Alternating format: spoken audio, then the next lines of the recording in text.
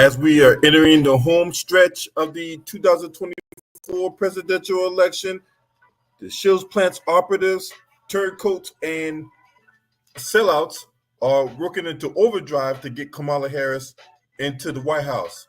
And I want to take you on the trip down memory lane from a comment that one consummate Democrat shill, Tamika Mallory, made in an interview with Harvey Levin, right? Harvey Levin works for TMZ, and I'm going to play it right now. DJ, spin that shit. Now, I will say that when you think about the issue of Kamala Harris and what she will or will not be able to accomplish, you're going to have to start talking about sexism, which I would argue is almost worse than, maybe worse than, racism in this country.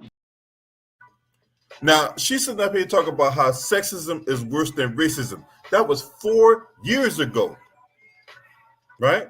Because the seeds were planted then for Kamala Harris to become president of the United States. And through our time and evolution, rearing its ugly head, we have another Democrat shill going on CNN making that same claim, just with a different twist. DJ, spin that shit. Do you agree that black men who are not voting for Harris and who didn't vote for you, as the pastor sees it, are misogynist? As he said, misogyny is still real in our community. I would say, number one, I know it's a shock to everyone, but sexism remains real and a very pertinent issue. But I want us to be really clear that Kamala Harris is doing very well with black men. Black men are the second strongest cohort of Democratic voters. What we're seeing, though, is that she is showing them due respect by actually speaking to their issues. And those issues differ from other cohorts. I'm not quite certain why there is this panic about black men voting. They vote. In fact, they vote more than their counterparts in any other community for Democrats. However, we do have to acknowledge that there is sexism, there is racism, there are challenges in our electorate, and that's why it's so important that Kamala Harris is going everywhere and talking to everyone. She respects voters, she meets them where they are, and she refuses to be told that she has lost a cohort, lost a community, simply because she's different.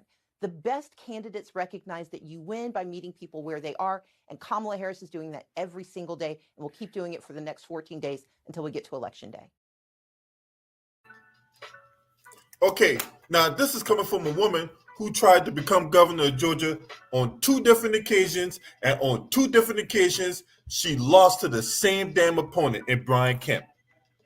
So Kamala Harris meets people where they are? I doubt that. Stacey Abrams, you're sitting up here fucking lying.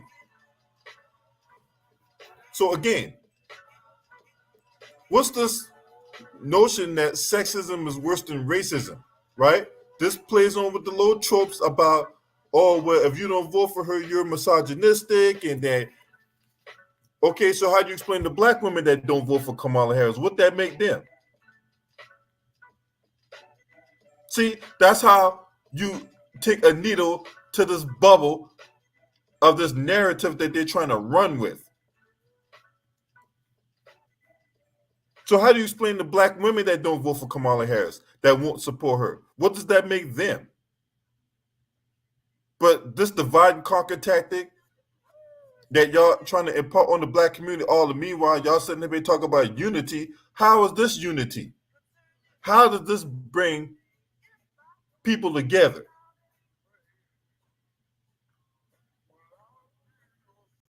No, she does not meet them where they are.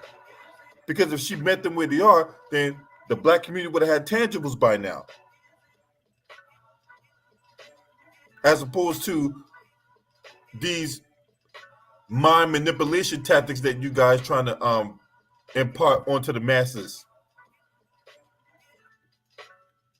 So let me get this straight. She meets them where they are. How? How does Kamala Harris meet people where they are, Stacey Abrams? Right? You know what it's like to lose elections, right? Give us the playbook, right? Because see, if you want to give a master class on how to lose elections, Stacey Abrams is the perfect candidate.